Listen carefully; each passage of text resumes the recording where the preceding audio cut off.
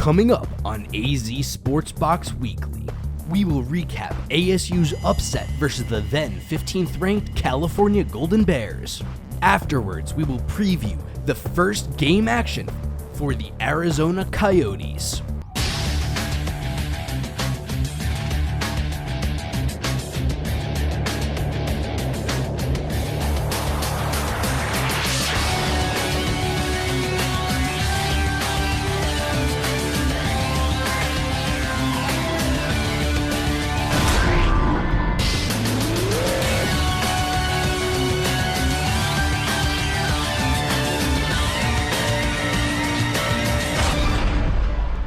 Hello everyone and welcome here to AZ Sports Box Weekly alongside Marco, the Alta Peralta. I'm Caleb Bouchy, and Marco, it's an exciting time to be a sports fan as we enter the month of October. NFL football and college football continue to go on. MLB postseason baseball action gets underway. NBA season will start later this month. And of course, my favorite, NHL hockey just got started this past Wednesday. And it's an exciting time to be a sports fan, wouldn't you agree? Definitely, Caleb. People say it's spooky season, but it's more like sports season in the hardest form. So great time to be a sports fan, Caleb. Well, speaking of a good time to be a sports fan, how about a great time to be an Arizona State Sun Devil football fan?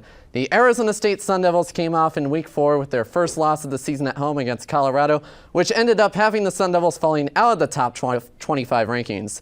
And in Week 5, they played the number 1 team in the Pac-12 on the road against the California Golden Bears. Now let's take a look at those highlights, shall we?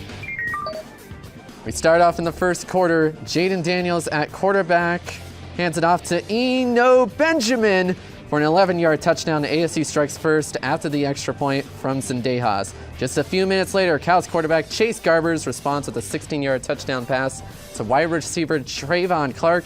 Just like that, Cal ties it up. Now, fast forward to the third quarter. After a 9-minute drive, running back Christopher Brown Jr. completes a 1-yard touchdown to give Cal their first lead in the game. But Arizona State would respond just 3 minutes later with a 4-yard touchdown by Eno Benjamin. Once again, ASU ties it back at 14 apiece. Now we move on to the fourth and final quarter of play, as kicker for California, Greg Thomas, completes a 47-yard field goal to put Cal back in the lead by 3 points. Now with just 4 minutes left, Daniels hands off to Benjamin for the third time in this game. Arizona State now takes the lead 21-17, but ASU didn't stop there. Just 2 minutes later, Sun Devils kicker Christian Zendejas completes a 43-yard field goal to increase the Devils' lead by 10. Now, obviously, the ASU's up by 10. They need to keep it going with only less than 2 minutes to go. Here's the play that determines the game. Quarterback Devon Modster, in for injured Garber, gets tackled by 2 Sun Devils. The Devils would later take over on downs and would run out the clock. And just like that, down goes number 15 on the road. Arizona State pulls off the upset and returns back to the 25 rankings, with them now being ranked number 20. And the rankings can only get higher as the Devils will be heading into the bye week, but we'll be back next week at home against Washington State for a big noon Saturday game in Tempe. In the NFL world, the Arizona Cardinals continue the pursuit of their first win of the 2019 NFL season this past weekend, as Kyler Murray and the team hosted Russell Wilson's Seattle Seahawks in their third home game at State Farm Stadium in Glendale. We'll go into the first quarter to start off the highlights. Arizona's offense drives up the field close to the red zone and will get a missing field goal by Gonzalez, which is wide right. Not a good start at all for the Cards. Then the Seattle's kicker, he puts it up and makes it 3-0 in favor of the Seattle Seahawks. We then go into try to get a response back by the Cardinals, but then surprise, surprise, Clowney gets it and intercepts it and takes it all the way to the house for a pick 6. What do you got to say? Thank you, rookie. I appreciate it. Good looking out. Second quarter, we have another field goal by Gonzalez, and this time he is good to make it 10-3. Almost missed it. Russell Wilson finds his tight end in the corner of the end zone to make it 17-3. Seahawks will have another attempt for a field goal, but actually first, let's see Gonzalez try another field goal, but he misses it. So it'll be 17-3, and now we have the field goal by the Seahawks, which is good to make it 20-3 going into the half. In the fourth quarter, Kyler Murray tries to find someone, but he can't, so he'll take it himself and score the only touchdown for the Cardinals in the entire game. Next game, we see Russell Wilson handing off to his running back, going all the way to the end zone to put the dagger against the Cardinals 27-10. Kyler Murray throws it over to Larry Fitzgerald, and that will be the reception that makes him the second all-time leader in receptions. But unfortunately, they were not able to add more points to make it more interesting. So the final score would be 27-10 in favor of the Seahawks. Last season, the Arizona Coyotes came up short trying to clinch a spot in the 2019 Stanley Cup playoffs after losing the last spot to the Colorado Avalanche. But that was then, and this is now. To help me break down the upcoming season ahead for the Arizona Coyotes, now bringing Coyotes analyst Connor McGill. Connor, a lot of stuff happened over the past offseason, from business operations to new owner, and the team operations from acquiring Phil Kessel in a trade. So I guess I'll start with that. How are the Coyotes going to improve with acquiring Phil Kessel? Yeah, Caleb. Well, last season the Arizona Coyotes, they went 39, 35, and 8. They barely missed the playoffs. This team, a very young team, they bring in Phil Kessel, as you mentioned, a player who's a two-time Stanley Cup champion and has 13 years of NHL experience, Caleb. I think Kessel could be the player that's going to take the Coyotes over the hump that they've faced going into playoffs, Caleb. And not only, like I said, did they acquire Kessel, but a huge ownership change has happened. Alex Morello, the new owner for the Arizona Coyotes. The Coyotes have had a lot of ownership changes over the past years, from Anthony LeBlanc to Andrew Barroway. Now, how do you see the Coyotes' future when it comes to them playing in Glendale? Do they move back to downtown Phoenix, Scottsdale, Tempe, or do they stay in Glendale? What do you think?